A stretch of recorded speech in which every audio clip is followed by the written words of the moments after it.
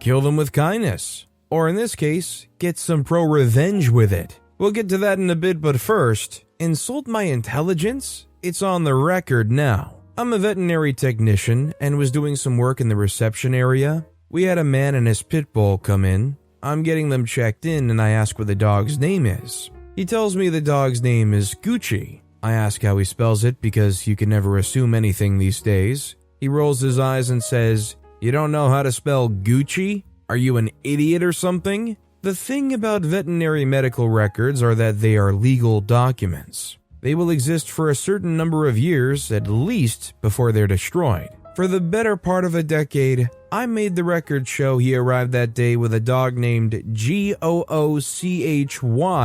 since apparently I'm an idiot that can't spell Gucci. I mean, it's kind of a funny name for a dog. Honestly, I wouldn't even be that upset if I was in this position. I think it'd be kind of funny. It's just I would be a little embarrassed walking up to the counter and having the receptionist go, "Oh, you're here with, Gucci? Also, hi, I'm Steven. That's with a V, just in case you don't know how to spell. And if you enjoy awesome stories of revenge, why not hit those like and subscribe buttons down below?" That said, our next story is, a shop attendant was mean to me, so I told my mom. This is just a very small story, but this kind of thing happened to me often, so it was satisfying to get back at them. My mother is a wealthy woman and has a bit of a shopping problem. I don't really like to spend money, and while I earned really well, I still don't have nearly as much. So over 90% of my clothes are her old clothes from high-end brands.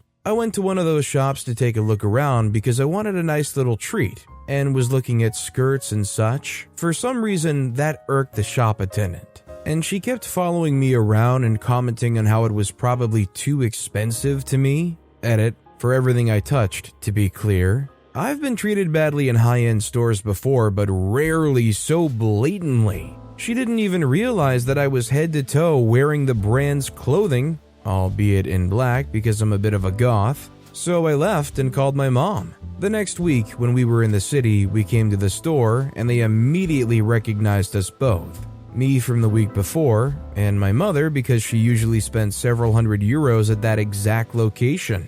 The attendant got very pale and tried her best to suck up to my mom, but she just said, "Nah, let's just go to same store one city over."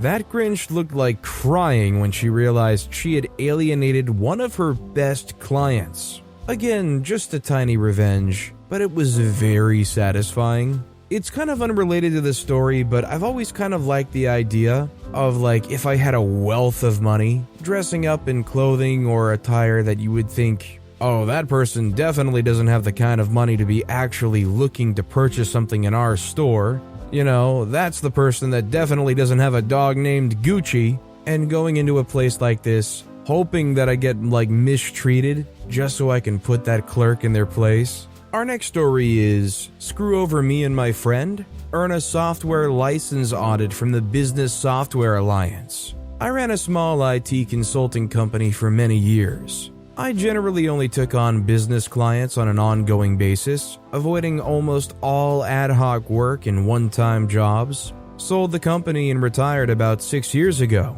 Had forgotten about this situation, but was reminded about it the other day and thought it was worth posting. A friend who was a developer convinced me to do a one-time job for the software company he worked for. It involved setting up a big server with multiple virtual machines that was air-gapped, physically isolated, from the company's network with no internet access. This was needed to meet a contractual requirement, as the data and algorithms they were dealing with were highly proprietary. I got the system set up and approved by the company's client, a lot quicker than any other consulting company would commit to, and was pretty pleased with myself. Because this company did software development, they insisted on buying all the software licenses the server needed themselves. Fair enough. They had me install everything in evaluation mode, or with trial licenses. The plan was for me to come back in and activate all the software once they'd bought the licenses. The company paid for the server.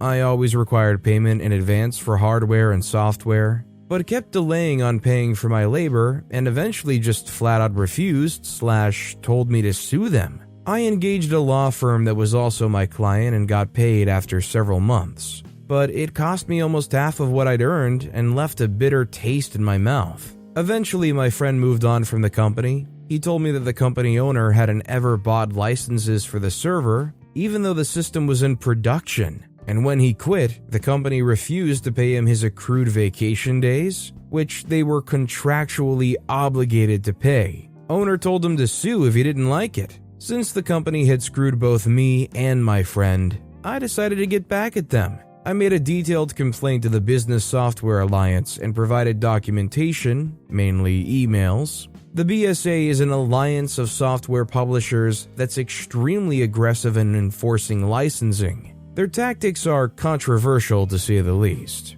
Really, they're pure heck to deal with. There are even law firms that do nothing but defend companies from the BSA. They went after the company hard and ended up getting a huge settlement. Pretty much ruined the company, owner cut everyone's salaries, all the best folks left, and eventually the owner shut down the firm. The settlement they paid was at least 30 times as much as my labor. I feel like OP honestly should have gotten some kind of reward for what they did. I feel like that's the perfect thing for like a bounty. Our next story is Revenge on Flatmate. Moved into a 2-bedroom house, which already had a male flatmate around my age at the time, 30. This guy ended up being a horror flatmate. He was a slob, didn't clean up after himself, friends over all the time watching sport every weekend, used to eat my food and hit on my friends so no one wanted to visit me. When I moved in, I brought my mom's old washing machine, which he was happy with as he didn't have one,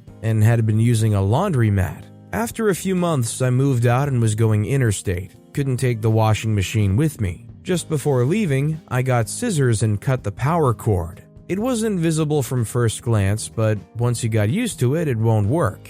Took about a week before he sent me an abusive message about it, and I had a giggle and blocked him. My petty revenge. Hey, this guy was a stinker of a roommate, and now they're gonna have the clothes to match it. Do you guys think this might be a little too petty? You can't take the old washing machine with you. It's definitely still worth at least probably $100, if not more. Is it worth the revenge? As long as you know your way around cables, you could probably patch that cable up. Our next story is Revenge on Towing Company. Allow me to share a win. I was visiting my girlfriend at her townhouse. The townhouse is at the entrance of the neighborhood, and not far from it is a sign warning of cars being towed. On the sign was the name and number of the towing service. In the section of this subdivision with the townhomes, there are a few clearly designated no parking zones, but no such designation out in front of her townhome where I was parked. About 8:30 that evening, while we were upstairs, kicked back watching TV in her bed, I suddenly saw some lights flashing through the upstairs window and then a knock on the front door. When I looked out, I saw my car hooked up to a tow truck with the driver just standing there waiting for me to come down. He had pulled up, hooked up my car, and then turned on his lights rather than pulling into the neighborhood with his lights on. I went downstairs to protest him hooking up my car and pointed out that it wasn't in a no parking zone.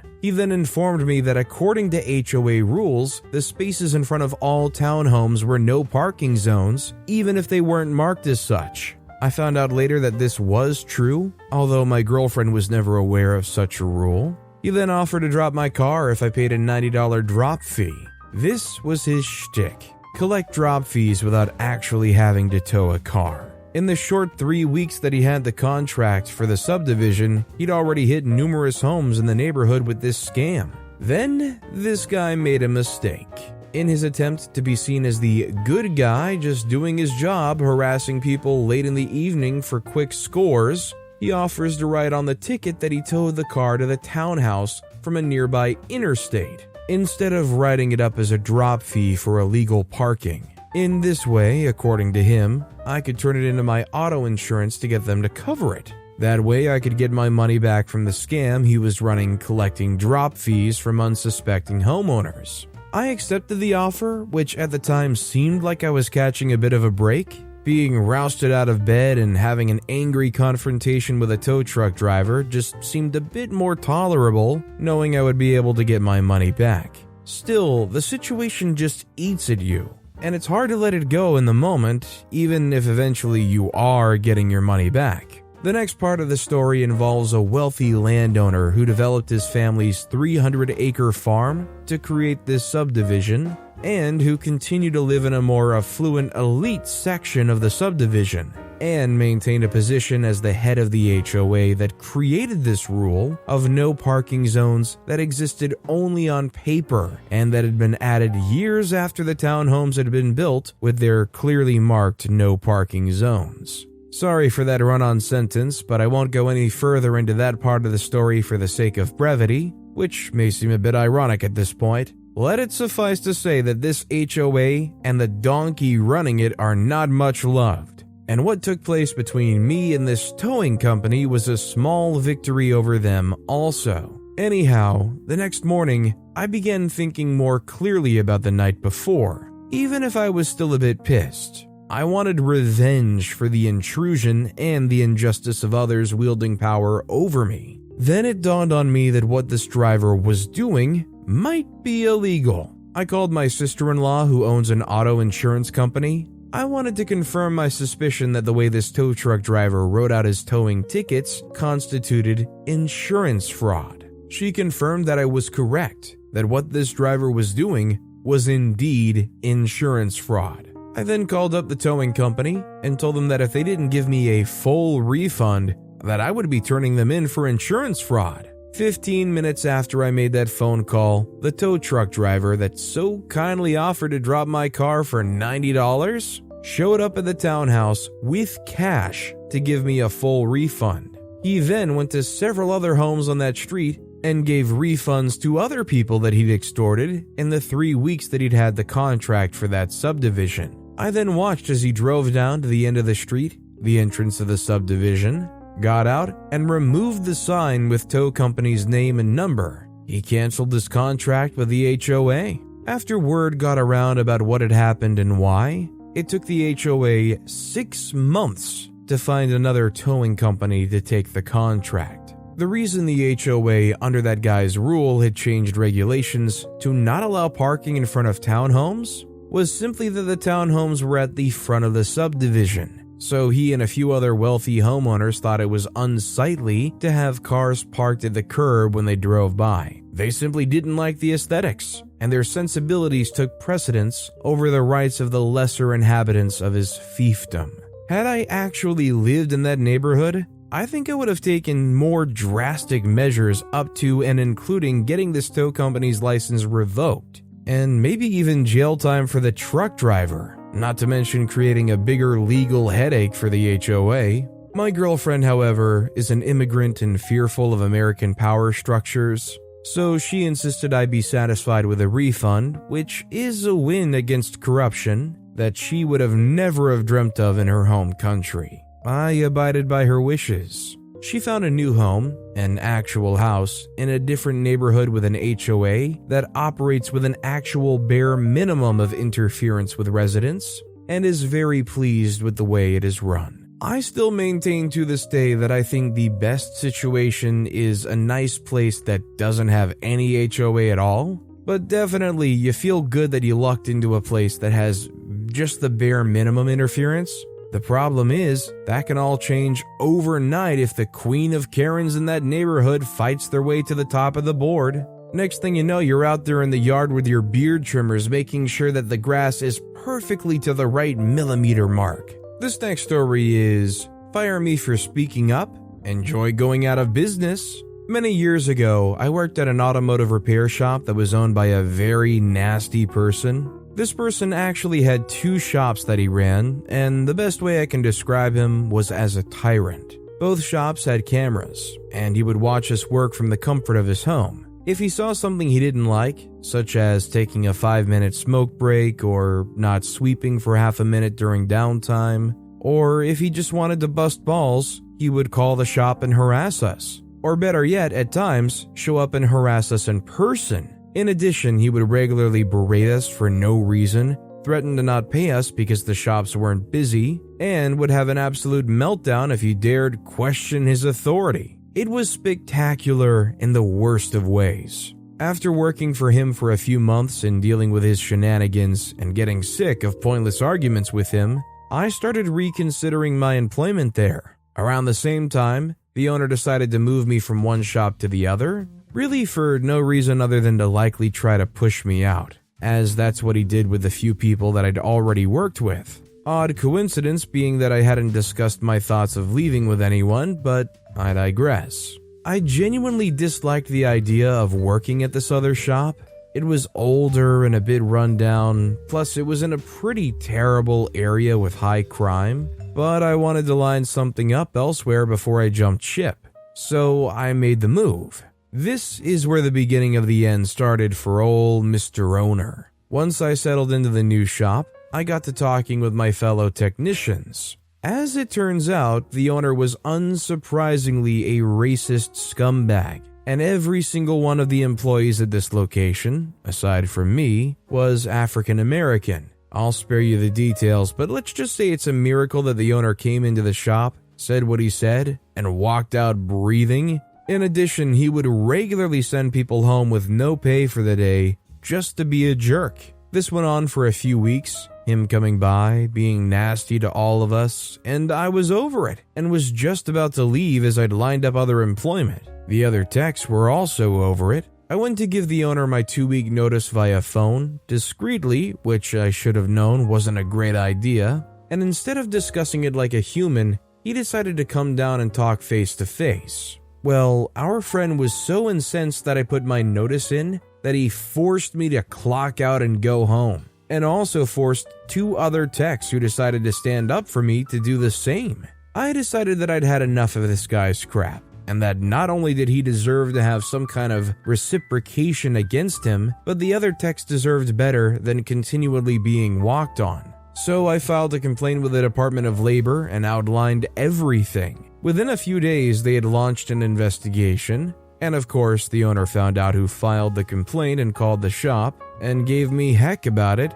stupidly, because the phones he had were on recorded lines. Guess who I had request to listen to that conversation? In the end, I was terminated by him prior to my 2 weeks being up, as were the 2 techs who stood behind me. I filed for unemployment, which he fought me on by filing appeals with a judge, then not showing up 3 times in a row. This prompted the judge to bar him from requesting appeals against me and granting me full unemployment pay. Months later, I got a written letter from him extending an apology and an offer to work for him again. 2 months later, I got a letter from the Department of Labor saying that the investigation was closed and that he'd been found guilty of multiple charges and was barred from operating a shop or any other business in the state for several years. Yeah, after all that, I think it's safe to say this was worth it and well earned. It's pretty satisfying to know that you took down a guy who was all around terrible to people.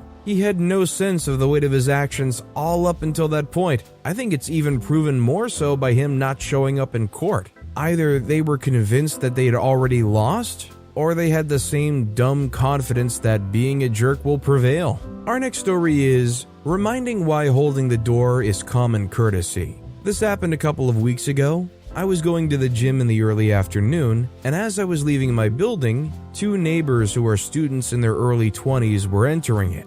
Despite completely seeing me as I was 2 meters away from the door, they didn't hold it open for me. The door closed, and it's one of these that you have to press the button on the wall so you can open it. I found it unpolite. They would not have had to have awkwardly held it for a long while due to the distance. It would have literally been 2 seconds. Well, screw them. I'm petty enough to not hold the door for them if I see them in the opposite situation. What I did not imagine was the situation would present itself as soon as a few hours later. Once more, I was going out and they were coming in, but this time, I was the one opening the door while they were coming carrying a box of 20 330ml Heineken each. In a normal situation, I would have held the door for them, especially as they were both using both hands to carry their beer. Instead, not only did I not hold the door, but actually gave it a little push so that it closed as I left looking at them dead in the eye. Utter pettiness.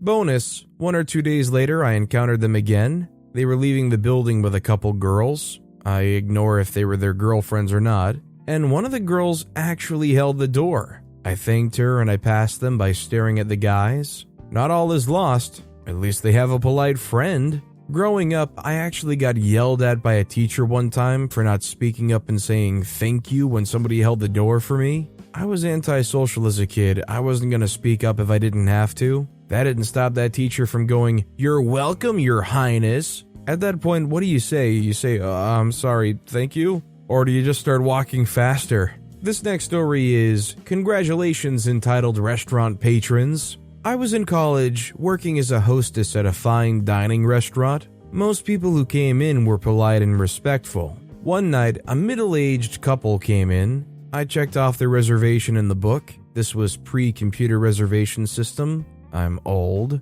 They asked if they could sit at the table by the window. There was a coveted two-seater that was often requested for anniversaries or birthdays. I explained that it had been reserved weeks ago. "Sorry, how about this one?" "No, this one?" Keep in mind, this is a beautiful restaurant with lots of cozy, candle-lit tables. Finally, the guy snarls, "Fine," and angrily sits down.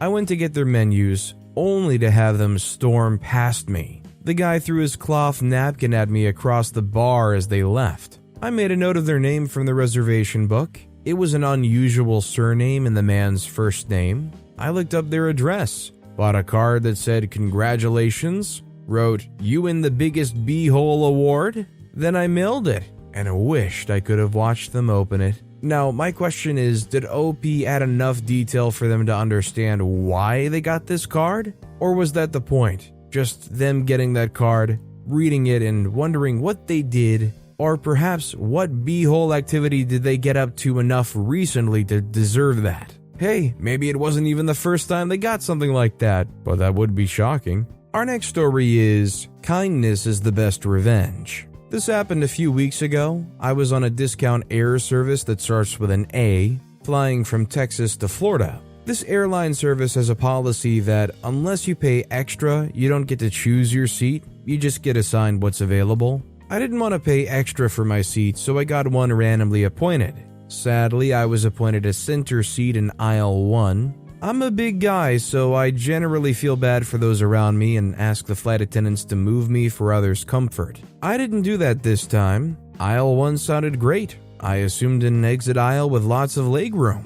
Nope. Aisle 1 was in front of and to the side of aisle 2, which was the exit row. I get on the plane essentially last after everyone else waiting has been boarded. I have bad joints, so I don't like standing and waiting on people to put their luggage up, etc. I take my seat and there isn't anyone on either side of me. I found this to be odd. Then there's a sudden influx of passengers getting on the plane. A man and his son, a very large younger man and possibly special needs, sits in row 2 by the entrance, making it difficult for others to enter the plane. A flight attendant looks at their tickets and they're supposed to be sitting by me. They argue with the flight attendant and say that they want the seats they're in. The flight attendant tells them no, that those seats are reserved for flight crew.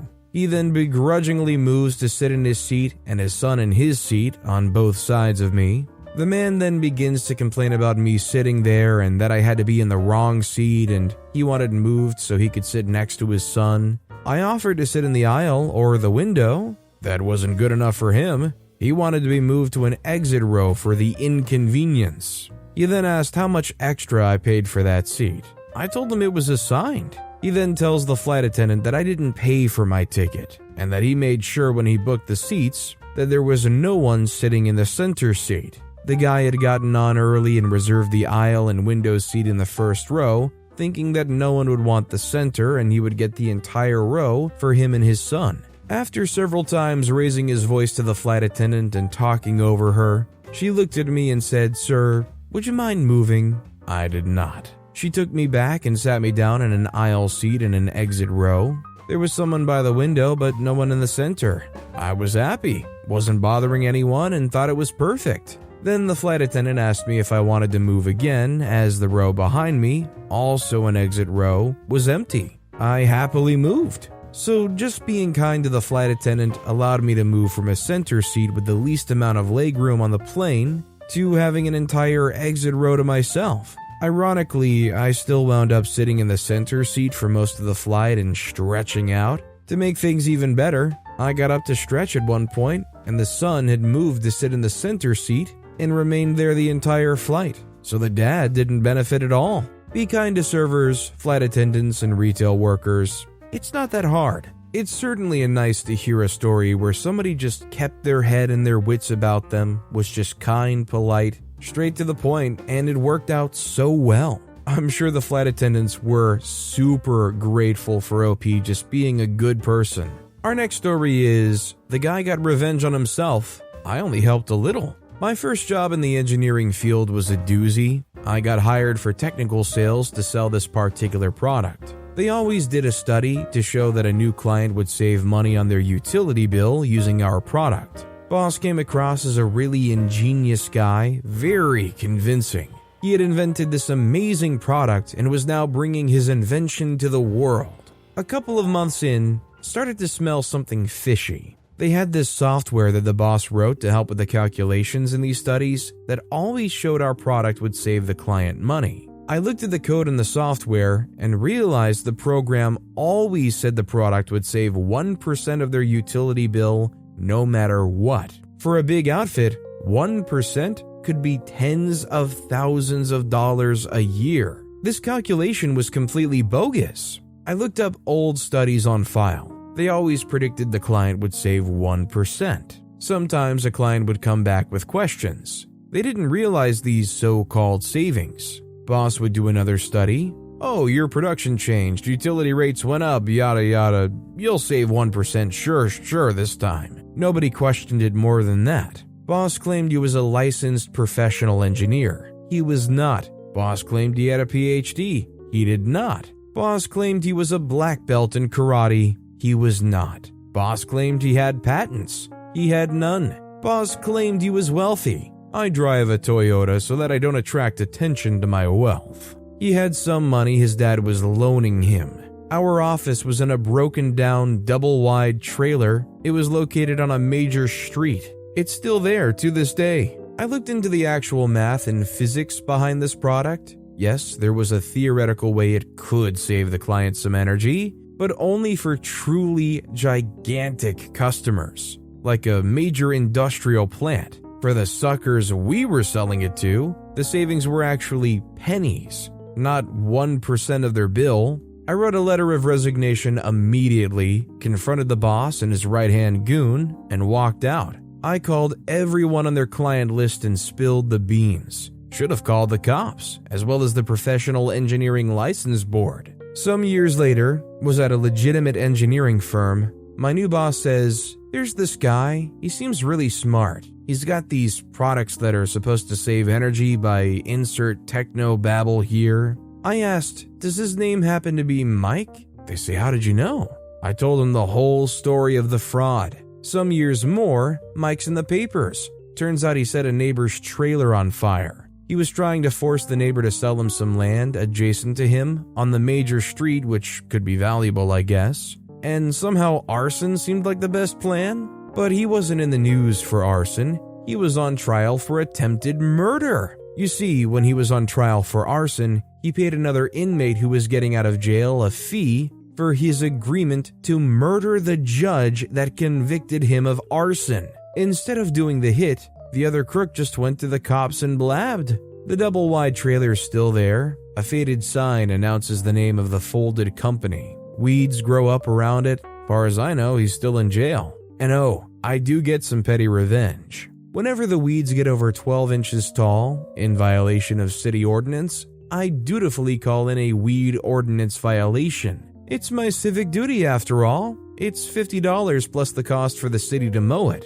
I'm sure he'll get right on that from prison. Maybe his dad will loan him enough to cover the fine.